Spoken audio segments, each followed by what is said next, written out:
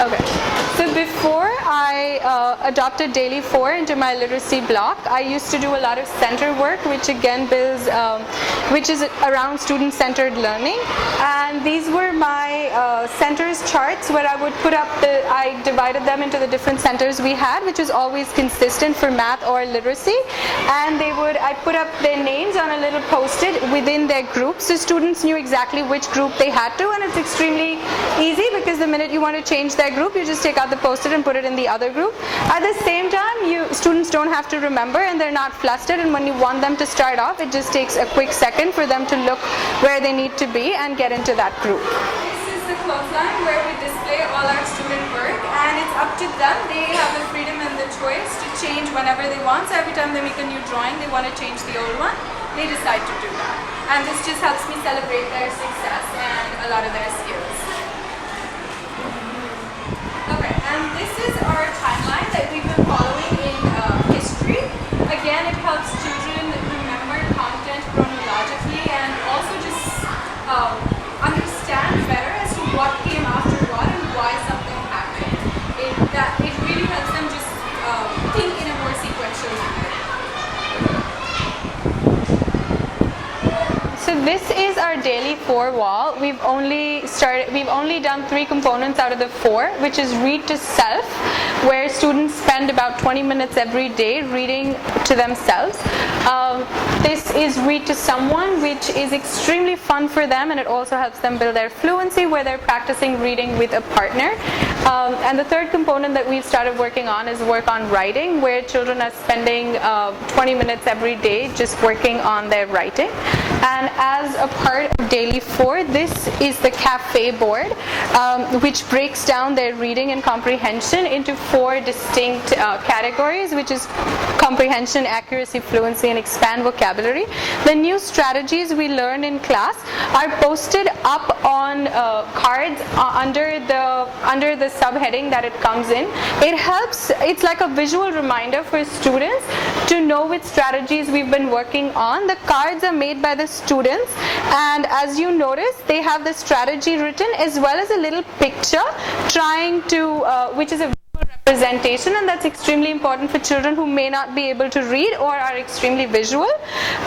It also has their name on it, who made the card, and this is again taking ownership of their learning. So whenever a student wants to practice a certain strategy but is not comfortable or not sure, they need to reach out to the person who made this card, and this gives the student who made the card some ownership as well as a sense of accomplishment.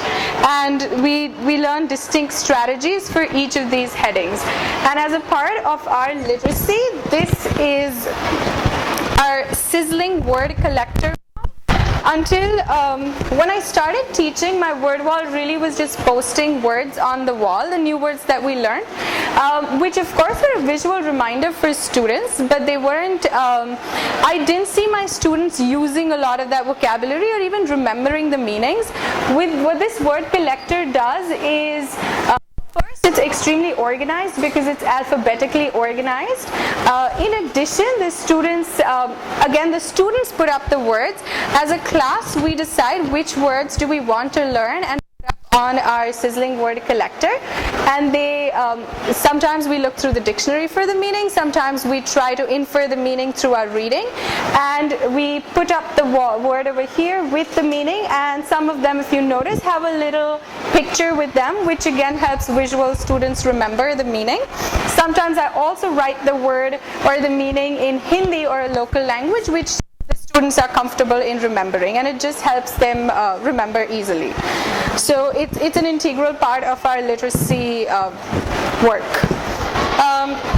And this is our building super stamina wall, which is also part of our literacy work, where we actually record how much stamina we built. So every day we started slow with just 2 or 3 minutes of independent work and gradually built stamina. As you can notice, they've reached more than 20 minutes on read to self and read to someone, while work on writing is going a little slower. We've only reached about 15 minutes until now, and we're still building stamina on work on writing.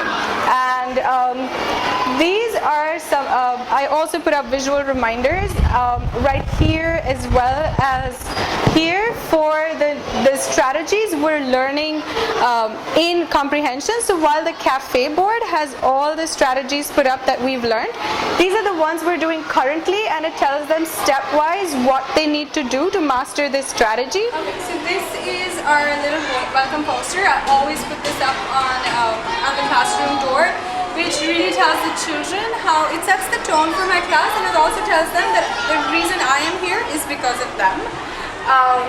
So that just helps them understand that the most important person in this classroom is them, and the most important reason is their learning.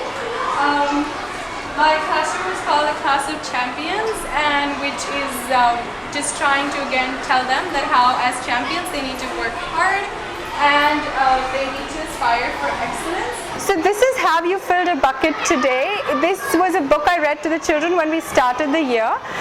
We spoke about, and the book really teaches them how important it is to appreciate their friends and to be respectful in their communication.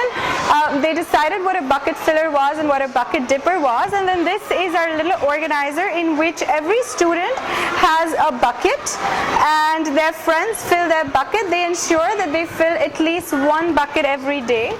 And these are the bucket filling forms where they take one of the forms and write a little chit for whoever friend it is and why they want to fill their bucket, what they want to say, and then they put it in their friend's bucket, and then they collect their chits at the end of the day, and it makes them happy, and it makes them happy that they fill someone's bucket. It makes them happy that someone said something special to them.